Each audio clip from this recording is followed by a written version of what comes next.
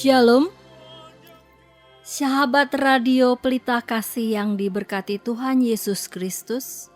Selamat pagi, salam sehat dan damai sejahtera. Selamat berjumpa kembali dengan pelayanan Renungan Harian Shalom. Bagi Bapak, Ibu, Saudara-saudari yang berada di rumah maupun yang dalam perjalanan menuju tempat beraktivitas atau tempat bekerja, Tuhan Yesus memberkati kita semuanya. Saya, Nyonya Tambun, Sintua Pelita Baru Sinaga, dengan sukacita akan melayani sebagai pelayan pendamping pembawa renungan pagi hari ini, Senin 8 Juli 2024. Renungan akan dibawakan oleh Pendeta Lamsar Edi Manulang dari HKBP Kernolong, Resort, Jakarta. Baiklah, mari kita awali ibadah pagi ini dengan doa yang dibawakan oleh pembawa renungan.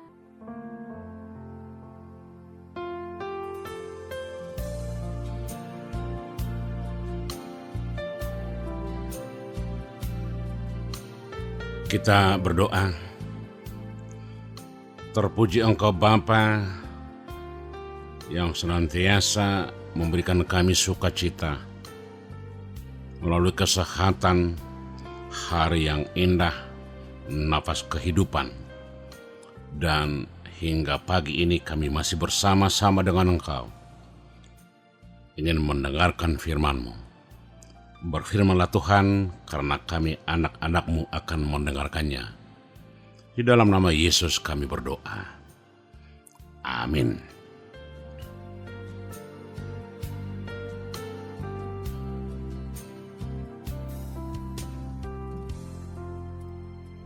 Renungan bagi kita hari ini tertulis dalam kitab 1 Yohanes 4 ayat 13 sampai 21. 1 Yohanes pasal 4 ayat 13 sampai 21. Beginilah firman Tuhan. Demikianlah kita ketahui bahwa kita tetap berada di dalam Allah dan Dia di dalam kita. Ia telah mengaruniakan kita mendapat bagian dalam Roh-Nya. Dan kami telah melihat dan bersaksi bahwa Bapa telah mengutus anaknya menjadi juru selamat dunia. Barang siapa mengaku bahwa Yesus adalah anak Allah, Allah tetap berada di dalam dia dan dia di dalam Allah. Kita telah mengenal dan telah percaya akan kasih Allah kepada kita. Allah adalah kasih, dan barang siapa tetap berada di dalam kasih, ia tetap berada di dalam Allah, dan Allah di dalam dia. Dalam hal inilah kasih Allah sempurna di dalam kita, yaitu kalau kita mempunyai keberanian, percaya pada hari penghakiman, karena sama seperti Dia, kita juga ada di dalam dunia ini. Di dalam kasih tidak ada ketakutan. Kasih yang sempurna melenyapkan ketakutan, sebab ketakutan mengandung hukuman, dan barang siapa takut, ia tidak sempurna di dalam kasih. Kita mengasihi karena Allah lebih dahulu mengasihi kita. Jikalau seorang berkata, "Aku mengasihi Allah," dan ia membenci saudaranya, maka ia adalah pendusta. Karena barang siapa tidak mengasihi saudaranya yang dilihatnya, tidak mungkin mengasihi Allah yang tidak dilihatnya. Dan perintah ini kita terima dari Dia. Barang siapa mengasihi Allah, ia harus juga mengasihi saudaranya. Demikianlah firman Tuhan. Ayat pembimbing bagi kita adalah dari ayat 20. Jikalau seorang berkata, "Aku mengasihi Allah," dan ia membenci saudaranya, maka ia adalah pendusta. Karena barang siapa tidak mengasihi saudaranya yang dilihatnya, tidak mungkin mengasihi Allah yang tidak dilihatnya.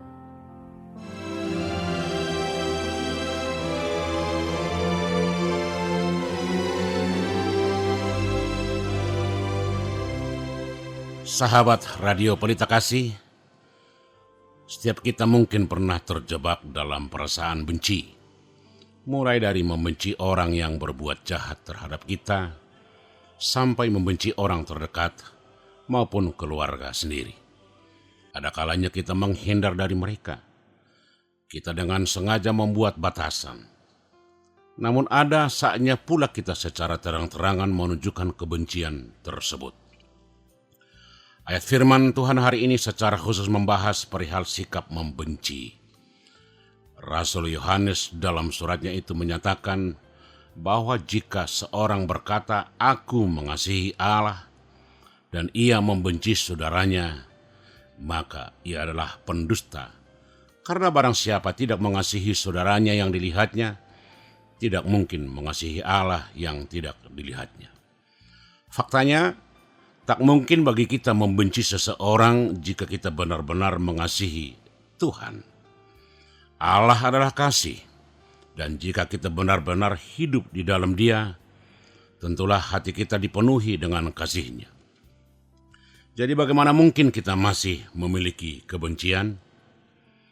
Bila ayat tersebut dikenakan kepada kita, maka tampaknya akan banyak di antara kita yang dapat dikategorikan pendusta. Karena berpredikat sebagai pendusta, maka tidaklah mengherankan bila perbuatan dan tutur kata kita tidak dapat dipercaya. Tidak heran bila tipu muslihat, penghasutan, pengkhianatan, persekongkolan, kebencian, serta kedegilan masih banyak di sekitar kita. Dalam pemahaman teologis, jelas ayat ini ingin menyatakan bahwa apa yang kita yakini tentang Tuhan itu sia-sia bila tidak terlihat dalam realitas kehidupan sehari-hari. Kolerasi yang tidak terpisahkan seperti ini bukan sekadar ajang pembuktian. Misalnya supaya dikatakan memiliki kasih, maka sedapat mungkin kita memberikan bukti kasih itu kepada orang di sekitar kita. Hal seperti itu tetap saja pendusta. Hal yang dapat kita lakukan boleh jadi mulai dari hal yang paling sederhana. Misalnya stop kejahatan dan kebencian. Tidak lagi mengutamakan kepentingan pribadi, tidak tipu-tipu yang selama ini mungkin telah terbiasa kita lakukan. Dengan demikian, kasih kepada sesama lahir dari hati yang mengasihi Tuhan. Sahabat Radio Pelita Kasih, sangat mudah untuk menipu diri kita sendiri dengan berpikir bahwa kita mengasihi Tuhan, padahal sebenarnya tidak. Kasih yang memberi kita keyakinan pada hari penghakiman divalidasi oleh kasih kita satu sama lain. Seperti biasa, Yohanes tidak berbasa-basi. Jika seseorang berkata, "Aku mengasihi Allah," dan membenci saudaranya, ia adalah pendusta. Betapapun kerasnya kita menegaskan diri kita sebagai orang Kristen, dosa kebiasaan kita, penyangkalan terhadap Kristus dan kebencian yang egois menyingkapkan kita sebagai pendusta. Argumen Yohanes adalah bahwa kita tidak dapat memisahkan dua perintah besar. Lebih mudah untuk mengatakan aku mengasihi Allah karena Allah tidak kelihatan dan kasih kepadanya mungkin sulit untuk diamati. Namun Yesus berkata, "Jikalau kamu mengasihi aku, kamu akan menuruti segala perintahku." Perintah utamanya adalah agar kita saling mengasihi. Jadi Yohanes mengatakan bahwa kasih yang sejati kepada Allah tentu akan menunjukkan dirinya dalam kasih yang dapat diamati kepada orang lain. Jika kita tidak mempraktikkan kasih yang berkorban dan berkomitmen kepada orang lain, kita sedang menyingkapkan bahwa kita tidak benar-benar mengasihi Allah. Yohanes menyerukan agar hidup kita sesuai dengan bibir kita, praktik kita sesuai dengan pengakuan kita. Orang munafik berkata, "Aku mengasihi Allah," tetapi gagal menunjukkannya sebagaimana dibuktikan oleh fakta bahwa ia membenci saudaranya, sehingga membuktikan pengakuan sebagai kebohongan. Yohanes menjelaskan bahwa jika kita tidak mengasihi mereka yang dapat kita lihat, kita sama sekali tidak dapat mengasihi Allah yang tidak dapat kita lihat. Mengaku mengasihi Allah sementara membenci saudara-saudara kita juga adalah dusta.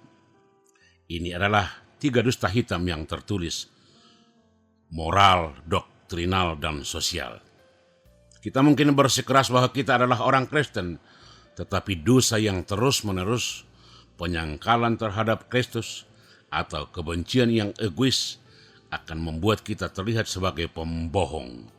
Hanya kekudusan iman dan kasih yang dapat membuktikan kebenaran klaim kita untuk mengenal, memiliki, dan mengasihi Tuhan. Yohanes menekankan kesia-siaan mengaku mengasihi Tuhan, sementara pada saat yang sama membenci saudara seiman. Saat jari-jari semakin dekat ke pusat roda, maka jari-jari tersebut akan semakin dekat satu sama lain. Jadi saat kita semakin dekat dengan Tuhan, semakin kita akan mengasihi sesama orang percaya. Sebenarnya, kita tidak dapat mengasihi Tuhan lebih dari kasih kita kepada pengikutnya yang paling rendah hati. Energi kasih melepaskan dirinya sendiri sepanjang garis yang membentuk segitiga, yang titik-titiknya adalah Tuhan, diri sendiri, dan sesama. Jika Tuhan mengasihi kita, kita terikat untuk saling mengasihi, karena takdir kita adalah untuk mereproduksi kehidupan Tuhan dalam kemanusiaan dan kehidupan kekal dalam waktu. Yohanes berkata dengan keterus-terangan yang hampir kasar bahwa seseorang yang mengaku mengasihi Tuhan dan membenci saudaranya tidak lain hanyalah seorang pendusta. Satu-satunya cara untuk membuktikan bahwa kita mengasihi Tuhan adalah dengan mengasihi orang-orang yang dikasihi Tuhan. Satu-satunya cara untuk membuktikan bahwa Tuhan ada di dalam hati kita adalah dengan terus-menerus menunjukkan kasih kepada sesama dalam kehidupan kita. Dan kata saudara harus dipahami dalam arti seluas-luasnya. Kita semua adalah saudara yang berasal dari orang tua yang sama, dan karena itu kita harus menjadi dermawan, pecinta manusia, mengasihi bahkan yang bersalah dan yang tidak berharga. Memiliki keinginan yang sungguh-sungguh untuk berbuat baik, bahkan kepada mereka yang menyakiti kita. Jika kita belum mencapai semangat itu, kita perlu memulai kehidupan Kristen kita yang sejati di kaki salib dengan mempercayai dan mengasihi Dia yang mati karena kasih kepada orang berdosa. Karena hanya di sana kita dapat belajar dalam pribadi Kristus Yesus Tuhan kita, filosofi ilahi tentang kasih kepada Allah dan manusia. Jelas lebih mudah untuk mengasihi dan melayani manusia yang kelihatan daripada Allah yang tidak kelihatan. Dan jika kita gagal dalam tugas yang lebih mudah, adalah tidak masuk akal untuk mengklaim keberhasilan dalam tugas yang lebih sulit. Adalah suatu kesombongan yang salah ketika seseorang mengatakan bahwa ia mengasihi Allah, tetapi menggamaikan gambarnya yang ada di depan matanya. Kata tidak dapat, ini tidak terlalu mengekspresikan ketidakmampuan orang tersebut untuk mengasihi Allah, tetapi lebih sebagai bukti bahwa ia tidak mengasihi Allah. Kita mudah menipu diri sendiri, namun kebenarannya jelas. Setiap klaim untuk mengasihi Allah adalah suatu delusi jika tidak disertai dengan kasih yang tidak mementingkan diri sendiri dan praktis bagi saudara-saudara kita. Amin.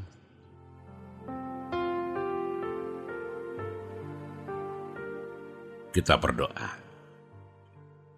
Terima kasih Tuhan untuk firman-Mu hari ini.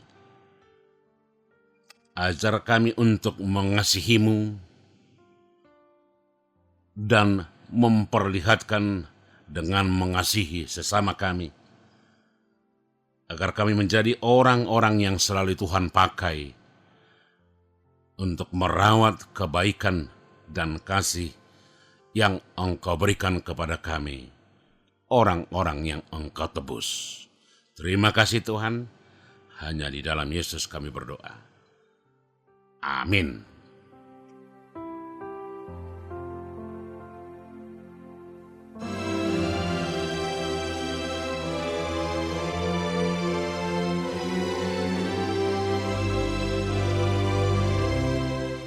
Sahabat Radio Pelita Kasih yang dikasihi Tuhan Yesus Kristus, marilah kita mendengarkan beberapa informasi berikut ini. Bila Anda ingin merespon renungan pada pagi hari ini, dapat menghubungi Pendeta Lamsar Edi Manulang di nomor HP 823 5043 0000. Dan jika sahabat RPK ingin mendengar ulang renungan ini, dapat mendengarkan di YouTube kanal HKBP Kernolong dan tersedia juga renungan malam setiap pukul 20 WIB. Renungan Harian Shalom. Renungan Harian Shalom ditulis oleh para hamba-hamba Tuhan dari berbagai gereja. Kami juga distribusikan melalui online dan dalam bentuk buku per 2 bulan. Bagi yang ingin mendapatkannya, dapat menghubungi kami. Ruang Serbaguna. HKBP Kernolong memiliki ruang serbaguna berkapasitas 350 kursi dan dapat dibagi menjadi 2 bagian. Bagi yang membutuhkan ruang serbaguna, dapat menghubungi 1. Ibu Sinurat di nomor 021 390 9785 atau HP 0813 8614 2835. 2. Ibu Sintua Nyonya Lumban Raja Boru Sinaga dengan nomor HP 0821 1470 7797. Jam ibadah dan gembala. Bapak, Ibu, dan saudara-saudari terkasih, Gereja HKBP Kernolong adalah gereja pertama di luar Pulau Sumatera, beralamat di Jalan Keramat 4, Jakarta Pusat. Dan pada tahun 2024 ini akan berusia 105 tahun. Jam ibadah minggu dilaksanakan 5 kali, yaitu 1. Ibadah sekolah minggu pukul 7 WIB di ruang serbaguna. 2. Ibadah remaja pukul 10 WIB di ruang serbaguna. 3. Ibadah umum pertama pukul 7 berbahasa Indonesia. 4. Ibadah umum kedua pukul 9.30 berbahasa Batak. 5. Ibadah umum ketiga pukul 18 berbahasa Indonesia. Digembalakan oleh Pendeta Lamsar Edi Manulang STH dan Pendeta Teti Dorinda Boru Sitompul STH, Bibel Fro Juliani Boru Tarihoran bersama 26 orang sintua. Tim doa. HKBP Kernolong memiliki tim doa. Bagi Bapak Ibu yang ingin didoakan, dapat menghubungi Nyonya Marbun, Sintua Melkida Boru Panggabean dengan nomor HP 081 8683 3174. Segenap pengurus renungan harian Shalom menyampaikan salam kasih kepada seluruh pendengar setia dan pendukung acara ini. Kepada jemaat Tuhan interdenominasi dan seluruh jemaat HKBP dimanapun berada, kiranya Tuhan Yesus senantiasa memberkati kita semua. Horas.